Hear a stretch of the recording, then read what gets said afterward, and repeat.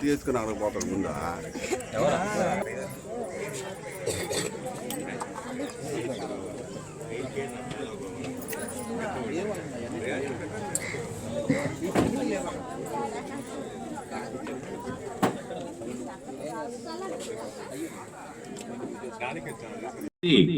సమస్యల్ని మాకు అర్జీల రూపంలో అందజేస్తున్నారు.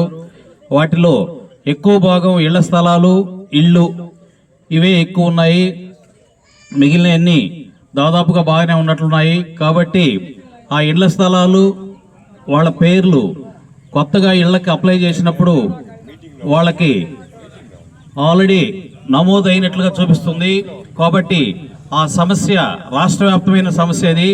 దాదాపు మన ఎమ్మెల్యే గారు ఈ సమస్యని దాదాపు అసెంబ్లీలో కూడా మాట్లాడడానికి కూడా సిద్ధంగా ఉన్నారు. ఈ అంశాన్ని మాట్లాడుకొని దాదాపు వాళ్ళ పేర్లు ఎందుకు నమోదయ్యాయో వాటిని తొలగించుకొని నెక్స్ట్ వాళ్ళకి కావలసినప్పుడు మళ్ళా కొత్తగా నమోదు చేయించి ఇళ్ల స్థలాలని ఇళ్లని ఏర్పాటు చేసే దిశగా ఎమ్మెల్యే గారు దాని మీద శ్రద్ధ పెట్టున్నారు. కాబట్టి ఖచ్చితంగా మీ సమస్య, ప్రధాన సమస్య ఇళ్ల స్థలాలు, అది పరిష్కారం దిశగా జరుగుతుంది. అది అందులో కామన్ సమస్య, అందరికీ ఒకేసారి జరుగుతుంది, ఎవరికి ఇబ్బందులు ఉండవు, ఖచ్చితంగా జరుగుతుంది. మీరు ఇచ్చినటువంటి ప్రతి అర్జీని మేము మన ఎమ్మెల్యే గారి ఆఫీసులో నుంచే పొందుపరిచి అక్కడే నమోదు చేసుకొని వరుసగా ఒక్కొక్క సమస్యని పరిష్కరించుకుని వెళ్తాము. ప్రధానంగా మేజర్ సమస్య ఉన్నప్పుడు ఏ రోజైతే రేషన్ కార్డులు రాలేదు, కొంతమంది రేషన్ కార్డులు అడిగి ఉన్నారు, కొంతమంది వచ్చేసి ఈ పెన్షన్స్ కూడా అడిగి ఉంటారు. ఆ పెన్షన్స్ కానీ అవన్నీ కూడా ఒకేసారి ప్రభుత్వం ప్రకటించినప్పుడు ఒక నెల ప్రకటించేసి ఆ నెలలోనే అందరికీ వస్తున్నాయి. ప్రతి ఒక్కరికి లబ్ధిదారులు అందరికీ మీకు సంబంధించిన ప్రతి అంశం మీకు లబ్ధిదారులకు అందరికి చేరుతుంది. కాబట్టి ఎవరు ఇబ్బందులు పడాల్సిన అవసరం లేదు. ఈ వేదిక ముఖ్యంగా మీ సమస్యల్ని పరిష్కరించడానికి మేము వచ్చినటువంటి వేదిక. ఈ వేదిక ద్వారా వచ్చినటువంటి ప్రతి అర్జీని పరిష్కరించేటప్పుడు ఒక ఆర్డర్లో అవసరమైనటువంటి ప్రాధాన్య సమస్య ఉందో అది తీసుకొని పరిష్కరించుకుంటూ వెళ్తాం.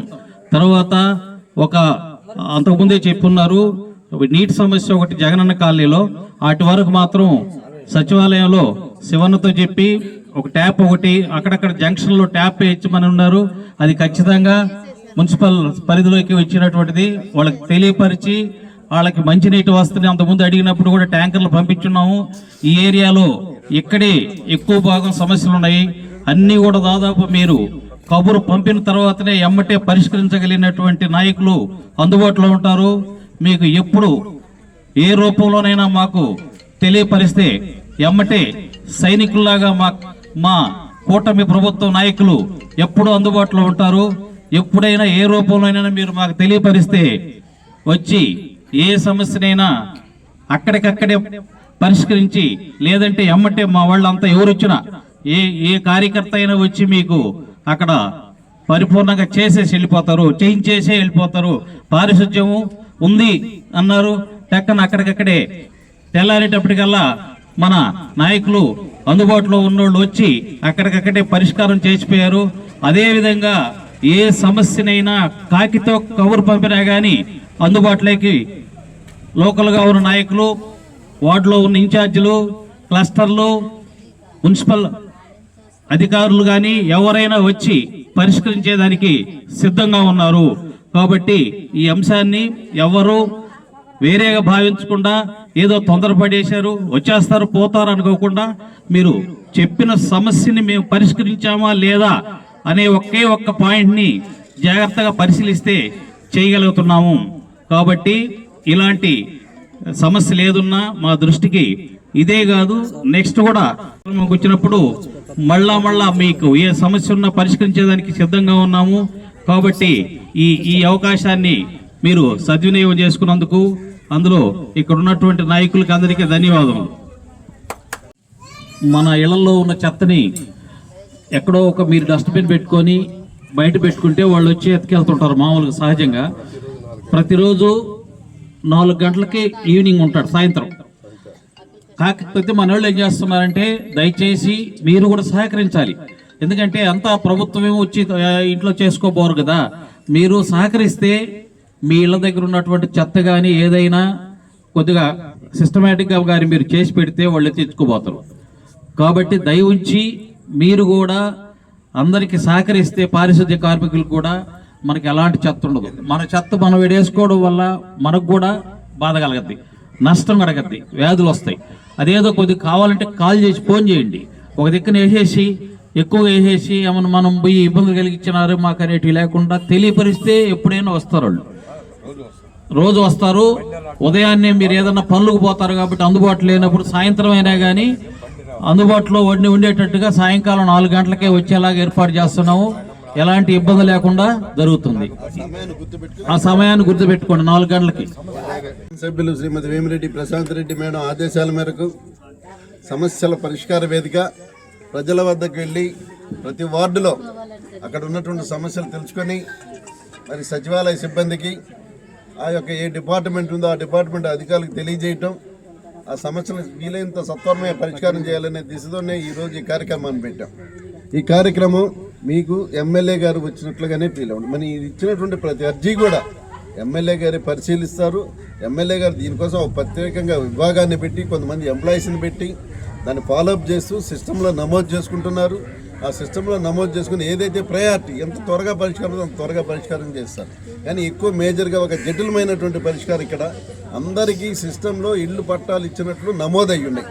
అది గత ప్రభుత్వంలో చేసినటువంటి తప్పిదం. ఆ తప్పిదాన్ని సవరించుకోవడానికి అది పెద్ద ఇష్యూగా మారింది. ఈ గ్రామాల్లో మీ ప్రాంతంలో ఉన్నాయి. గ్రామం మొత్తం మీద 300 మందికి పైగా అందరూ అర్జీలు కూడా సిస్టంలో నమోదయ్యి ఉన్నాయి. వాళ్ళకి పాపం స్థలాలు ఇవ్వాలా, మరి వాళ్ళకైతే మళ్ళీ సిస్టమ్ తీసుకోవటం లేదు. మళ్ళీ మరి మీరు అర్జీ పెడితే ఆ సిస్టమ్ తీసుకోవట్లేదు. కాబట్టి వీటి గురించి రాష్ట్ర ప్రభుత్వంలో నుంచి జరగాల్సినటువంటి అమరావతిలో దీని మీద తహసీల్దార్ గారు కూడా స్పష్టమైన ఆదేశాలు ఇచ్చినారు ఎమ్మెల్యే గారు. వీటిని ఖచ్చితంగా ఏ రూపంలో పరిష్కరించాలి, ఆ రూపంలో ద్వారా పరిష్కరించకపోతే చాలామంది అభాగ్యులు, ఇక్కడంతా గిరిజనులు, పేదవాళ్ళు, చాలా పక్కాగా ఉన్నటువంటి వాళ్ళ అవసరాలు ఉన్నాయి. వీళ్ళందరికీ కూడా ఇబ్బందులు పడుతున్నారు. ఊరికే సచివాలయం చుట్టూ, తహసీల్దార్ కార్యాలయం చుట్టూ, ఎమ్మెల్యే గారి చుట్టూ తిరుగుతున్నారు.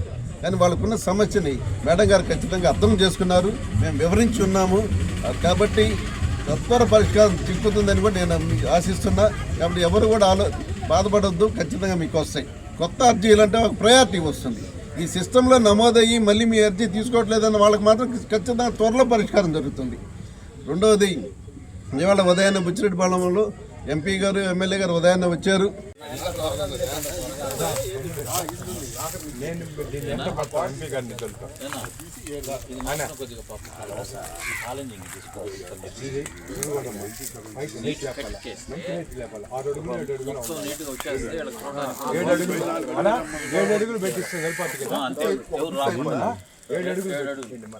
శ్మశానం ఇది కూడా మొత్తం శ్మశానం అయితే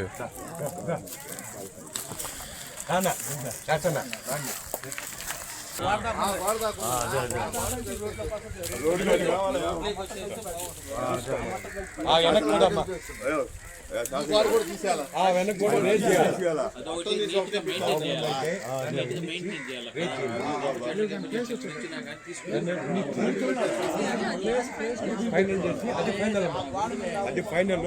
ఇదిగో నీ ఎండింగ్ వచ్చి 3 అడుగులు తీసుకోవాలి కదా.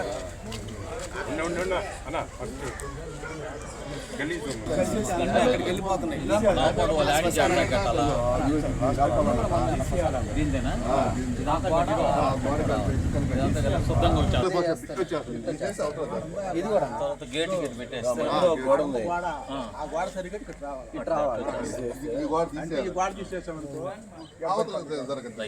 దీనికి ఆల్రెడీ శాంక్షన్